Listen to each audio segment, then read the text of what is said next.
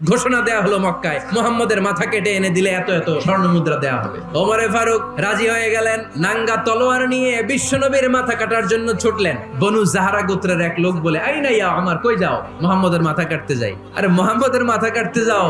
তোমার বোন আর তোমার বোন জামাই সাঈদ এরা তো ধর্ম ত্যাগ করে ফেলছে, এটা তো আমাদের ধর্ম ত্যাগ করে মুহাম্মদের ফলোয়ার হয়ে গেছে।